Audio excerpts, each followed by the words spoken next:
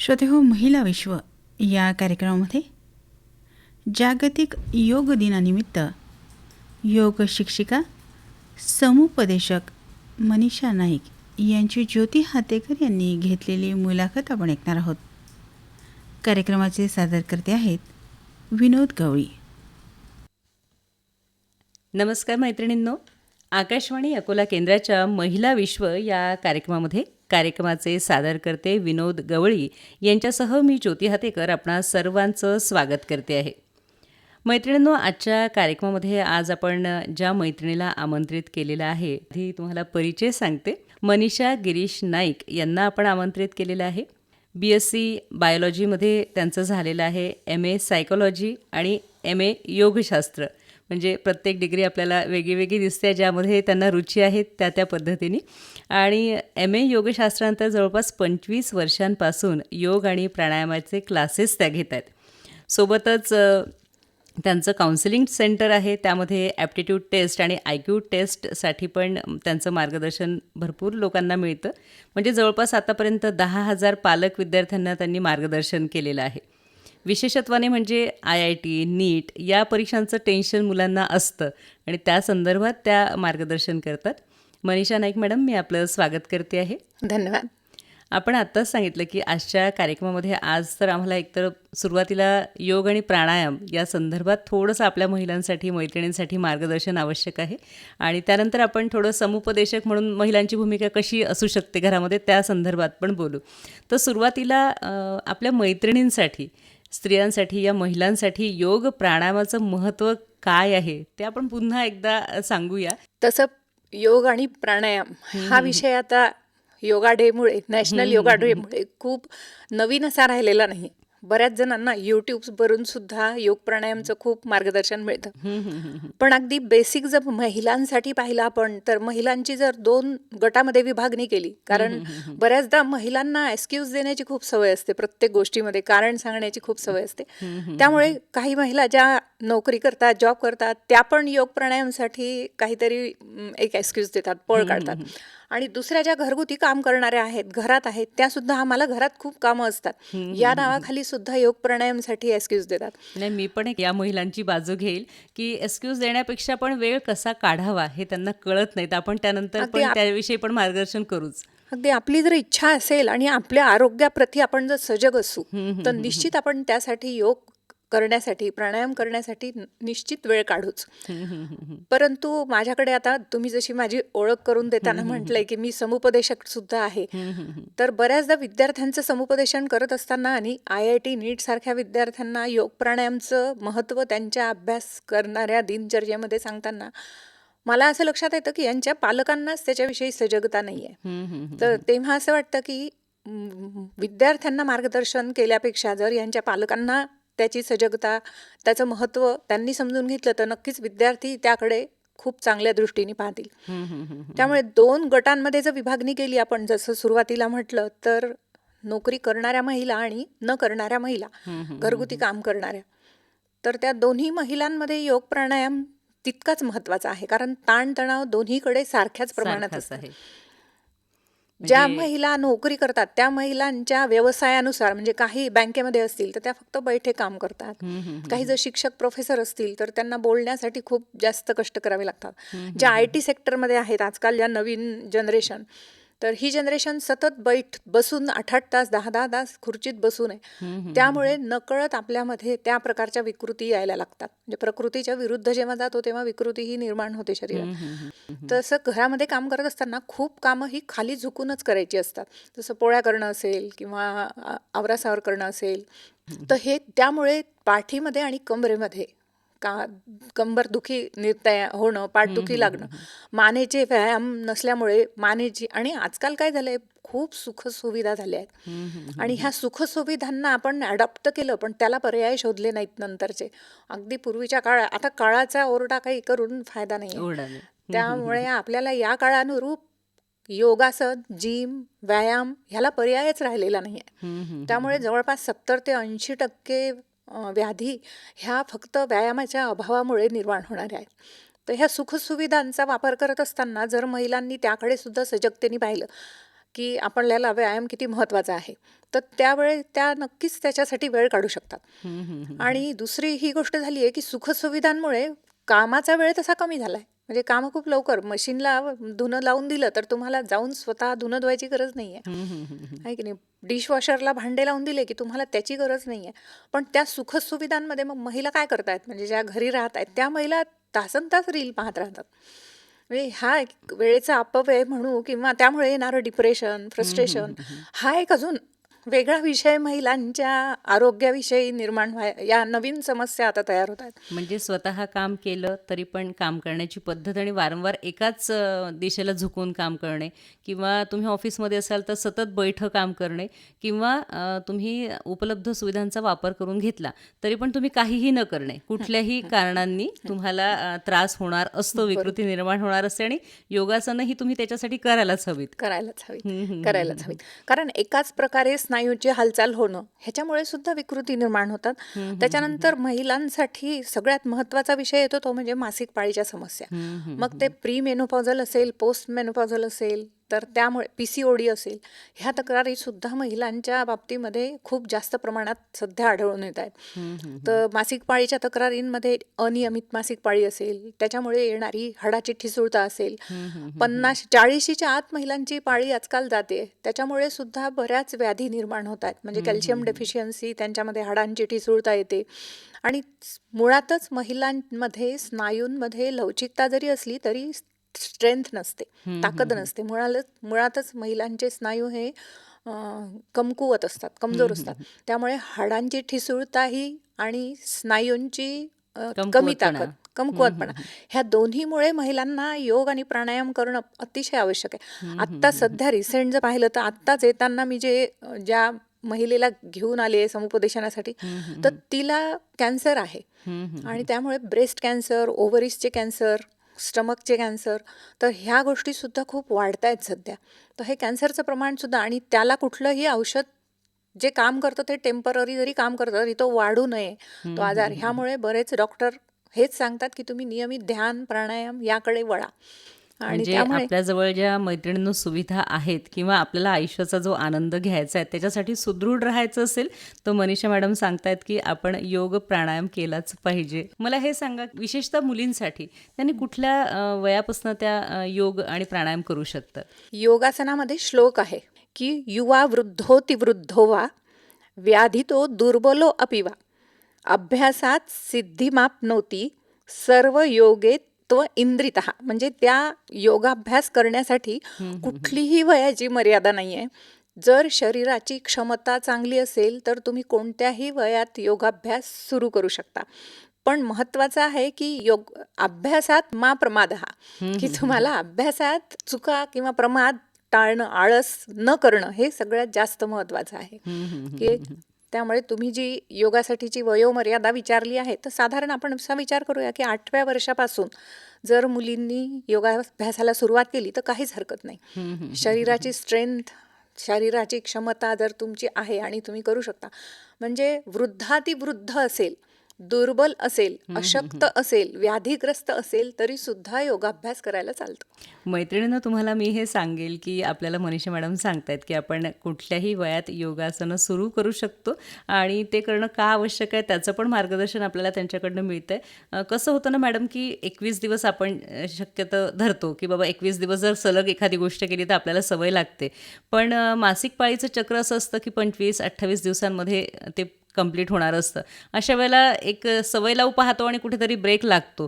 तर मला हे विचारायचं आहे की मासिक पाळी दरम्यान महिलांनी योगासनं करावीत का, प्राणायाम करावा का? हा एक मोठा त्यांच्यासमोर प्रश्न असतो, किंवा त्यांच्यात संभ्रम असतो मनामध्ये. मासिक पाळीमध्ये हे फक्त तेव्हाच योगाभ्यास करू नये जेव्हा तुमच्या पोटात दुखतंय आणि तुम्हाला खूप जास्ती ब्लिडिंग होतंय. म्हणजे दिवसातून तुम्हाला 3 ते 4 वेळापेक्षा जास्ती वेळा पॅड बदलावं लागतंय. तर अशा वेळी निश्चितच मासिक पाळीमध्ये आरामाची गरज असते. पण हा आराम किती जणी करतात? हाही कारण आपण आत्ताच घेतलं की नोकरी व्यवसायामध्ये मुलींना, स्त्रियांना हे जावंच लागतं. मग त्यामुळे तो जो स्नायूंवर, जॉईंट्सवर, सगळ्या सांध्यांवर जो ताण येतो तो येतोच.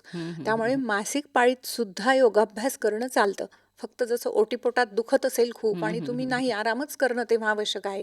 एवढा कालावधी सोडून तुम्ही स्ट्रेचिंग करू शकता, तुम्ही सगळ्या जॉईंट मुवमेंट करू शकता, तुम्ही प्राणायाम करू शकता, सगळे सूक्ष्म व्यायाम करू शकता. म्हणजे सूर्यनमस्कार सुद्धा मासिक पाळीत करता येतात आणि करायला चालतात. पण फक्त ओटीपोटावर झोपूनची जी आसनं आहेत, खूप पोटावर ताण देणारी, जशी योगमुद्रा असेल, मयुरासन, हंसासन असेल, इतकी कठीण आसनं तुम्ही त्या पिरियडमध्ये करू नयेत. तर त्या वेळामध्ये जो तुम्ही एक वेळ ठरवलेली आहे योगाभ्यासाची, ती वेळ अचूकतेने पाळल्या गेली पाहिजे, की त्या वेळात माझा तो वेळ जर योगाभ्यासाचा आहे, प्राणायामाचा आहे, मग त्या वेळामध्ये मी सूक्ष्म व्यायाम, माझे स्ट्रेचिंग एक्झरसाइज, खूप सारे स्ट्रेचिंग एक्झरसाइज आहेत, तर हे स्ट्रेचिंग एक्झरसाइज आणि त्या वेळामध्ये मग मी प्राणायाम जास्त वेळ करू शकते. मासिक पाळीमध्ये प्राणायामाला, ध्यानाला कुठलंच बंधन नाही. फक्त त्याच्यामध्ये ओटीपोट आवळून गुदद्वाराचं आकुंचन करून जी बंध लावल्या जातात, ओटीपोटावर ताण देणारी जी आसनं आहेत, ते तुम्ही निश्चित टाळू शकता. म्हणून तुम्हाला जे सुरुवातीला मी म्हटलं, की बायका ह्या खूप एक्सक्यूज मागतात, कारणं सांगतात, त्यांना कुठून ती वेळ निभावून न्यायची असते असं म्हणूया. तर हा एक स्वभाव जर स्त्रीनी बदलला आणि ती वेळ जर अचूक पाळली, तर मासिक पाळीत सुद्धा आपण उत्तम प्रकारे योगाभ्यास, प्राणायाम करू शकतो. आणि आजकाल जो मी टाईमचा एक खूप जास्त उहापोह केला जातोय, की मी टाईम, मला माझा वेळ असला पाहिजे, तर योगाभ्यास आणि प्राणायाम, ध्यान हा मी टाईम असू शकतो. खूप चांगल्या प्रकारे तो मी टाईम असू शकतो. खूप खूप खूप महत्त्वाचा मुद्दा तुम्ही सांगितला आहे. यानंतर मला हे विचारायचं आहे, की गर्भवती महिला असतील किंवा बाळंतीण वगैरे असेल, तर अशा या ज्या महिला आहेत, तर ह्या पण योग प्राणायाम करू शकतात का? किंवा त्यांनी कोणत्या कालावधीत करावा? गर्भावस्थेमध्ये एक स्पेशल योगा ट्रेनिंग दिल्या जातं, ज्याच्यामध्ये सुलभ प्रसूतीसाठी आजकाल तर ह्याचा खूप जास्त प्रचार होतोय. आणि गर्भवती महिलांनी खूप आवश्यक आहे त्यांच्या सुलभ प्रसूती आणि नॉर्मल डिलिव्हरीज. तर आपण पाहतो की आजकाल फारच दुरापास्त झालंय, की बहुतेक करून महिलांचे सिझेरियन मुलींचे व्हायला लागले आहेत. तर सिझेरियन हा एक खूप उत्तम पर्याय आहे. म्हणजे ती एक महिलेला लाभलेली आरोग्याच्या, विज्ञानाच्या दृष्टिकोनातून एक मोठी देण आहे. कारण आपण पाहतो की पूर्वीच्या महिलांचा जो मृत्यूचं प्रमाण होतं, हे बाळंतपणाच्या वेळेस खूप जास्ती होतं आणि बालमृत्यूचं पण प्रमाण होतं. पण सिझेरियन ही एक विज्ञानाने दिलेली खूप मोठी देणगी आहे महिलांसाठी. परंतु म्हणून नॉर्मल डिलेव्हरी नको ह्याकडे जो कल चालला, कारण त्यांना त्या कळात सोसत नाहीत, किंवा तो जो 9 महिन्याचा काळ आहे त्याच्यामध्ये जो पाठीवर ताण येतो, त्याच्यामध्ये जो ओटीपोट मोठं वाढलेलं असतं, बाळाचं वजन असतं आणि एक स्थूलता आली असते, आपल्या शरीराचा प्रत्येक सांधा तिथे वाढलेला असतो. म्हणजे दातांची, कवळीची ठेवण, गळ्याची ठेवण सुद्धा तेव्हा बदलते. तर इतकं ते स्त्रीचं शरीर बदलतं. पण ते पुन्हा पूर्ववत येण्यासाठी आधी सुद्धा योगाभ्यास करणं तितकंच महत्त्वाचं आहे आणि डिलिव्हरीनंतर सुद्धा योगाभ्यास करणं तितकंच महत्त्व आहे. आणि 9 महिन्यामध्ये सुलभ प्रसूतीसाठी म्हणून एक स्पेशल मार्गदर्शन दिलं जातं योग तज्ज्ञांकडून, की ज्याच्यामध्ये फक्त गर्भवती महिलांसाठीचाच योगाभ्यास असतो. आणि तो जर म्हणजे मलासन केलं तर नॉर्मल डिलिव्हरीसाठी जे जॉईंट्सची लवचिकता पाहिजे, की बाळ त्या जागेतून, योनीतून बाहेर येण्यासाठी जी शरीराची अवस्था असली पाहिजे, मजबूती असली पाहिजे, ही मजबूती योगाभ्यासानेच प्राप्त होऊ शकते, हा माझा पूर्ण विश्वास आहे. आणि त्यामध्ये मग गर्भसंस्कारामध्ये सुलभ फक्त एवढं मात्र आहे, की कोणी केव्हा करू नये. म्हणजे तुम्हाला अगदी समजलंय की आता जस्ट प्रेग्नन्सी टेस्ट पॉझिटिव्ह आली आहे आणि अगदी पाळी चुकली आहे, तर त्या महिलांनी, त्या मुलींनी योगाभ्यास करू नये. तर 3 महिन्यापर्यंत साधारणपणे योगाभ्यास करायला नाही पाहिजे. प्राणायाम करताना सुद्धा श्वास रोखून कुठलाच प्राणायाम नाही करायला पाहिजे. बंध जे लावतात, जालंधर बंध, उड्डियान बंध, हे कुठलेच बंध, कारण श्वास रोखण्याचा कुठलाच प्राणायाम गर्भवती महिलेला चालत नाही. आणि ऑब्व्हियसली ओटीपोटावर झोपूनचे वगैरे त्याच्यावर ताण येणारे सुद्धा व्यायाम, योगासन चालत नाहीत. परंतु गर्भवती महिलांसाठी स्पेशल डिझाईन केलेला योगाभ्यास आहे, तो तिने सुलभ प्रसूतीसाठी जरूर करावा.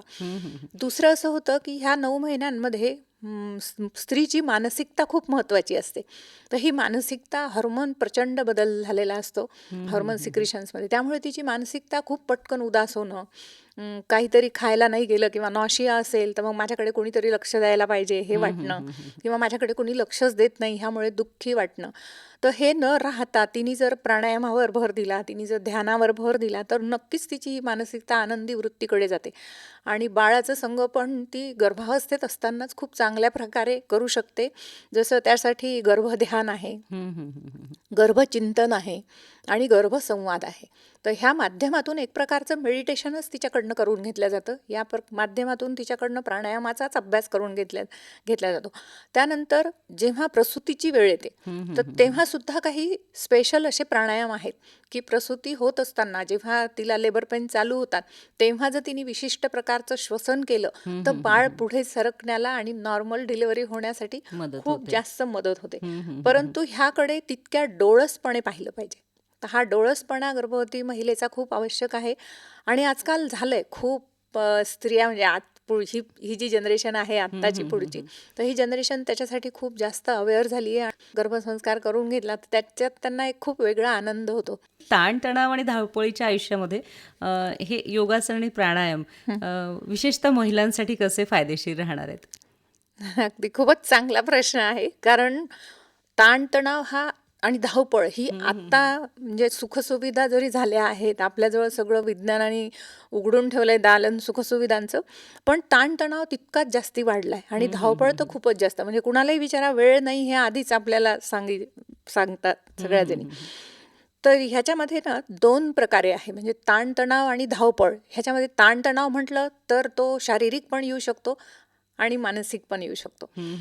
तर ह्याच्यामध्ये मानसिक जेव्हा ताणतणाव महिलांना येतो तर तेव्हा ह्या ह्या तणावामुळे त्यांच्यामध्ये हार्मोन सिक्रेशन्स खूप जास्त प्रमाणात होतात. कोणालाही असो ताण आला की कॉर्टिसॉल झालं, त्यानंतर ॲड्रेनलिन संप्रेरक ह्या हार्मोन्सचं प्रमाण शरीरामध्ये वाढतं आणि हे प्रमाण वाढलं की आपोआपच तिला डिप्रेशन येतं, तिला उदास वाटतं, कुणाशी बोलू नये असं वाटतं, स्वतःच्याच मध्ये म्हणजे मनमग्नता जी असते स्वमग्नता येते आणि हा तणाव स्ट्रेसकडे जाऊन डिप्रेशनकडे जाऊन फ्रस्ट्रेशनकडे जाऊन मग पुढे एका मानसिक विकृतीमध्ये सुद्धा रूपांतरित होऊ शकतो. म्हणजे हा इतका तणाव आणि आजकाल तर विद्यार्थी दशेपासून ते अगदी रिटायर होणाऱ्या महिलेपर्यंत हा मानसिक तणाव खूप जास्त प्रमाणात आढळून येतोय, खूप जास्त दिसून येतो.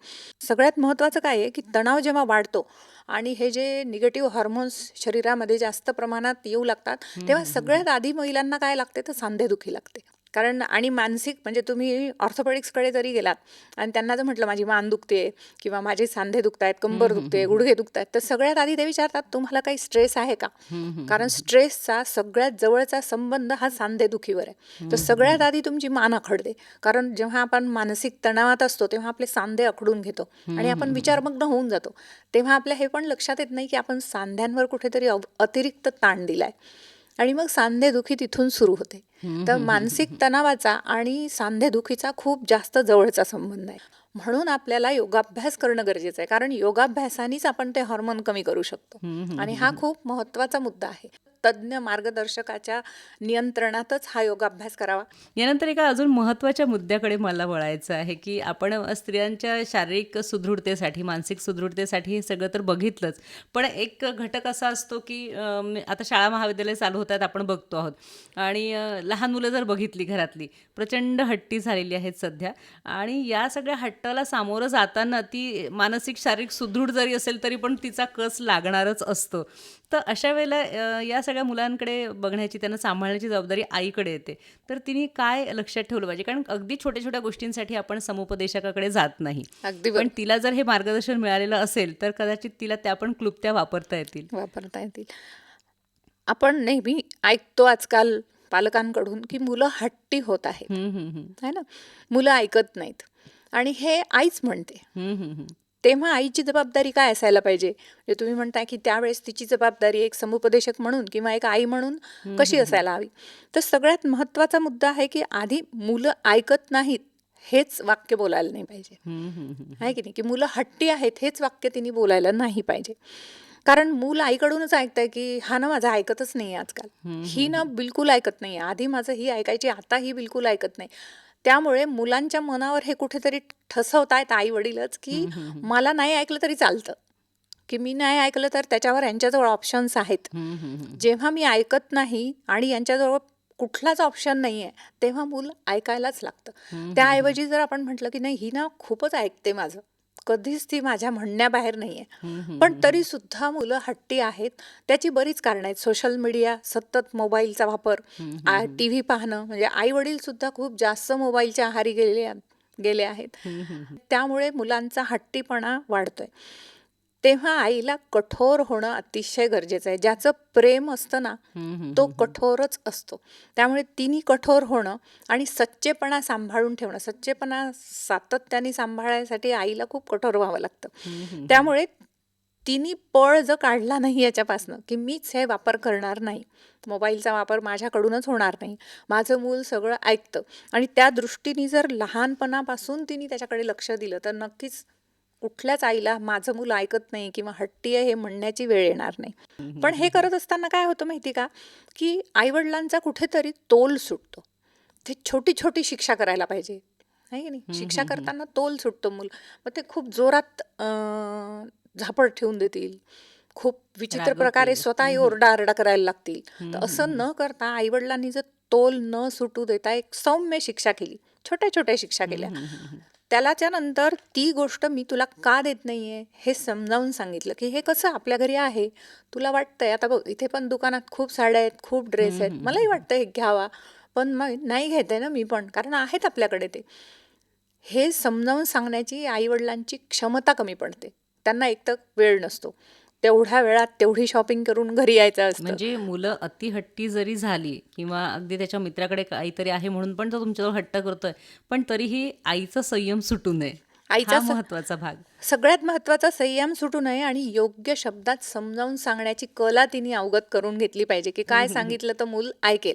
म्हणजे आता उदाहरण सांगते मी तुम्हाला, की काही मुलं काय म्हणतात, म्हणजे आई काय सांगते तेव्हा उदाहरण घेतलं आपण, काय सांगेल खेळणं, की तो रडतोय ओरडतोय, तर आई काय म्हणते, अरे माझ्याजवळ पैसे नाही आहेत माझ्या पर्समध्ये. आता मुलांना हे समजतं की तुमच्या खरंच पर्समध्ये पैसे आहेत की की तुम्हाला हे द्यायचं नाहीये. म्हणजे मूल ही गोष्ट ताडून घेतं, की त्यामुळे तो सच्चेपणा तिने टिकवून ठेवणं, सुरुवातीला जे मी म्हटलं, तो खूप महत्वाचा खरं आहे. कारण क्लिअर जे आहे ते सांगितलं गेलं पाहिजे. हं, यानंतर मला हे विचारायचं आहे, की तसं जर पाहिलं की काही ठिकाणी, आता हे झालं हट्टीपणाच्या बाबतीत, पण काही ठिकाणी समुपदेशनाची गरज मुलांना असते. कुठलं तरी आपल्याला त्यांना समजावून सांगावंच लागतं. तर आई ही बऱ्यापैकी समुपदेशक असतेच. मुलांना ती बरंच काहीतरी सांगत राहते, जिथे थोडं खेळीमेळीचं वातावरण आहे. तरीही मुलांना ते समजेल, त्याला जसं आपण सांगितलं सोशल मीडियाचा वापर का करू नये, मी पण करत नाही बाबा, पण तरी मुलं हट्टीपणा करतील. तर या ठिकाणी समुपदेशक तिच्यातला जो आहे तो प्रभावी ठरण्यासाठी तिने काय लक्षात ठेवावं? अगदी बरोबर. खूपच हे पण इतका सब्जेक्टिव्ह प्रश्न आहे ना हा. ह्याच्यामध्ये बाहेरच्यांचं निरीक्षण करून आपण कुठलाच वापर करू शकत नाही, कारण प्रत्येक मूल वेगळं आहे, तशी प्रत्येक आई पण वेगळी आहे, प्रत्येक घरातलं वातावरण सुद्धा वेगळं आहे. त्यामुळे समुपदेशक म्हणून आईची भूमिका खूप जास्त महत्त्वाची आहे. जेव्हा जेव्हा माझ्याकडे समुपदेशनासाठी येतात, तेव्हा मी आधी तेच म्हणते, की सगळ्यात चांगले जर काउन्सिलर कोण असतील तर ते त्याचे पॅरेंट्स आहेत, की आई वडील हे सगळ्यात उत्तम समुपदेशक त्याच्या मुलांसाठी मुलींसाठी असतात. पण ही जबाबदारी आहे, समुपदेशन करणं ही आईवडिलांची एक जबाबदारी. मग जेव्हा रिस्पॉन्सिबिलिटी आपल्याकडे येते, ती रिस्पॉन्सिबिलिटी घेताना आपल्याकडे तेवढी पात्रता पण वाढवावी लागते, की मला जर समुपदेशन करायचं आहे तर माझं चौफेर नॉलेज पाहिजे. म्हणजे मुलं जर टेक्नोसेव्ही आहेत तर आईला असं म्हणून चालणार नाही की मी टेक्नोसेव्ही नाही, अरे हे मला करून दे, किंवा हे म्हणत असताना मी अडाणी किंवा बुद्धू नाही आहे, पण हे जे तुझं नॉलेज आहे ना हे माझ्या उपयोगाचं आहे, मला शिकव. ही जर तिची भावना असेल, त्या प्रकारे तिने जर त्याला सामोरं गेलं, तर मुलं तिच्या बाजूनी विचार करायला लागतील. पण बऱ्याचदा असं होतं की आईला त्या बाबतीत जाणून घेण्याची पण इच्छा नसते. तू कर बाबा, तुला येतं ना सगळं. हां, ते ऑनलाईन बँकिंग मला काही समजत नाही. हां, ते हे जरा मला करून दाखवा बरं, हे ChatGPT मध्ये कसं होतं. तर मला असं वाटतं की आईनी ते सगळं समजून घेतलं पाहिजे, म्हणजे ती समुपदेशक म्हणून पात्र आहे असं तिच्या मुलांना वाटतं. आपल्याला काही तिथे प्रूव्ह करायचं नाही आहे की आई ही किती समुपदेशक चांगली असू शकते, पण तुम्ही जे विचारताय की समुपदेशक म्हणून जर तिला ती भूमिका वटवायची असेल, तर तिला हे स्वतःला तयार करावं लागतं हम्म, हम्म, हम्म. की मी पण तुझ्या इतकीच सुजान आहे, मला पण त्या गोष्टी समजतात आणि समजत नसतील तर मला समजून द्यायचं पण काम तुझं आहे. आणि मुलं खूप उत्तम प्रकारे समजून देतात. करून आपण दे बरं. एखाद्या वेळेला कोणाला तरी सल्ला मागतो तेव्हा जाणकार व्यक्तीला मागतो आणि हा. आई जर असं दाखवत असेल की मला यातलं समजत नाही तर हळूहळू मुलं तुमचं ऐकेनाशी होतील. आणि हळूहळू मुलांना असं वाटतं की हिला काही समजत नाही. हम्म, हम्म, तर हम्म, ही भावना मुलांच्या मनात कधीच नाही झाली पाहिजे. त्यासाठी आईला तिचं चौफेर नॉलेज वाढवणं खूप आवश्यक आहे. मुलं काय करतात, सहज सांगून मोकळे होतात, माझं ना हे शाळेचं प्रोजेक्ट आहे, हम्म, हम्म, माझं हे सायन्सचं प्रोजेक्ट आहे, तुला माहित नाही काही. हम्म. आणि तिथून ते काय म्हणतात त्याला, स्वतःकडे ते घ्यायला लागतात, अधिकार घ्यायला लागतात आणि त्याचा गैरवापर करायला लागतात. त्यामुळे हा अधिकार कधीही आईनी मुलांना देऊ नये. पण नक्कीच. ते देऊ नये म्हणत असताना तिने तिची पात्रता वाढवणं पण तितकंच आवश्यक आहे की अरे मला हे समजत नाही पण मला हे नक्की समजतं की तू काय करतोयस.